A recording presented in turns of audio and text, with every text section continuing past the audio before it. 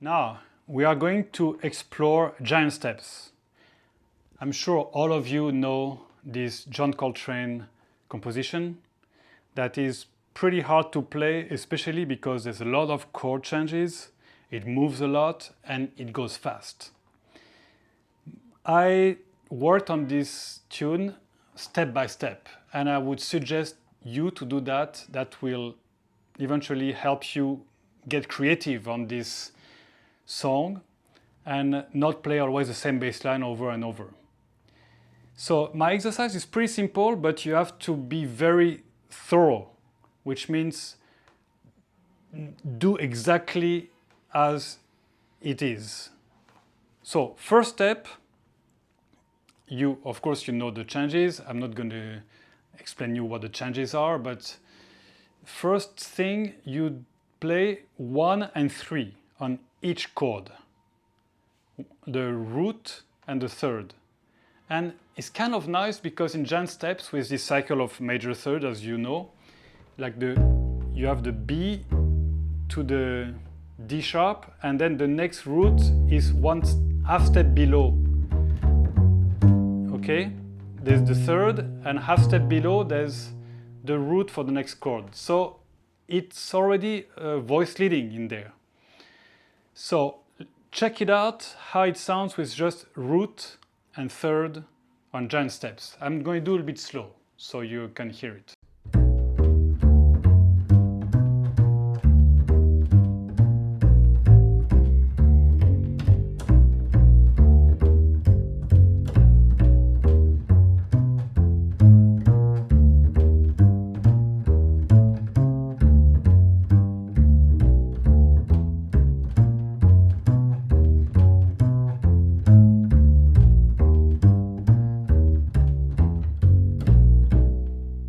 Now you can also play the third below, which gives you a nice 6 interval. For example,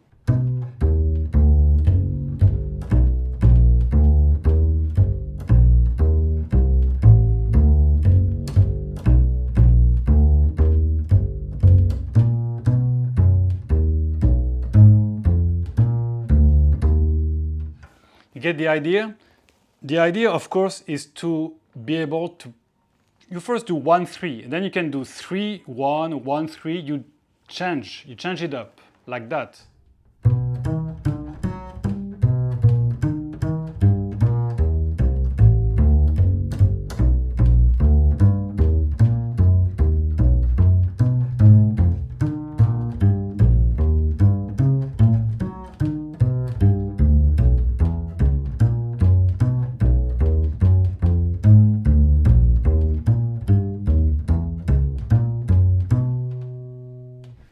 Once you're comfortable with that, you do the same with 1-5.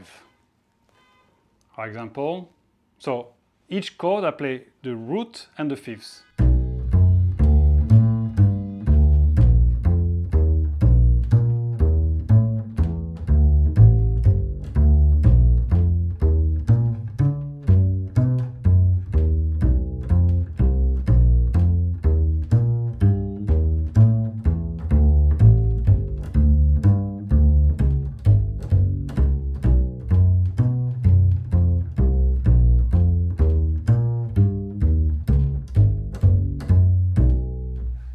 Etc. After that, you can do 5-1 or 1-5. Then, harder one because it's a wider interval. You see where I'm going. I play the 7.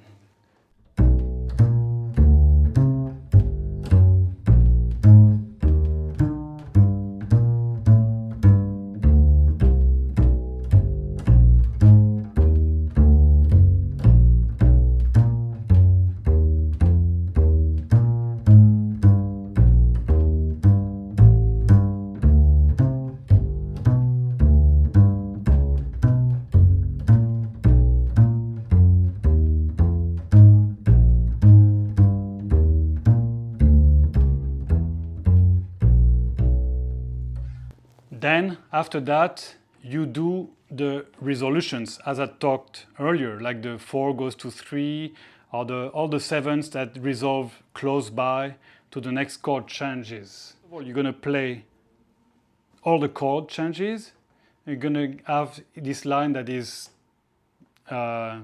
accurate. There's no approximation. And then you're going to have all these voice leadings, so it's going to make your bass line stronger. If I do with the voice leadings, it's going to be something like that. Let's do it a bit slow.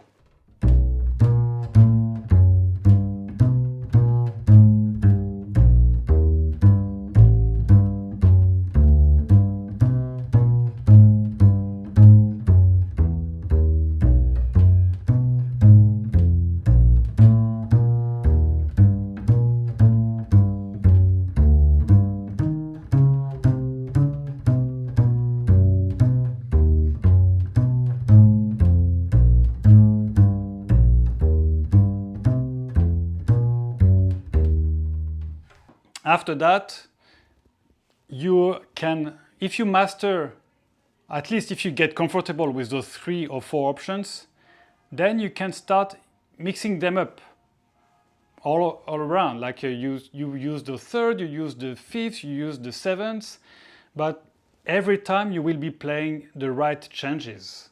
And you will have them under your fingers because you've explored that. Where are all the 3rds? Okay, where are all the 5ths? Where are all the 7ths? Where are all the resolutions? And then you have them under your fingers. So then you can just use your ears and have fun with it without necessarily thinking 1-3, 1-5, 1-7. I would strongly suggest that you sit down, you take a pen and paper, and you write them down slowly. It will give you the time to realize where all these notes are, where they go.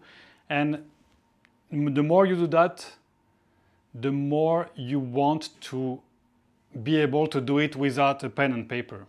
And at the end, you just use the metronome and you play giant steps. 1, 2, 1, 2, 3, 4.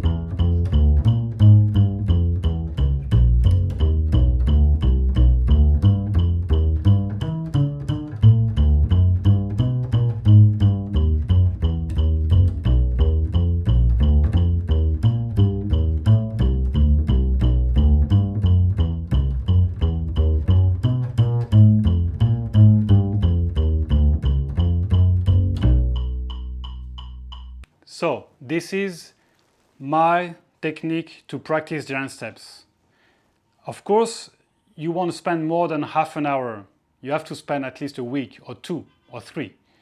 And each time you increase the tempo. Eventually, you want to get closer to 1, 2, 1, 2, 3, 4.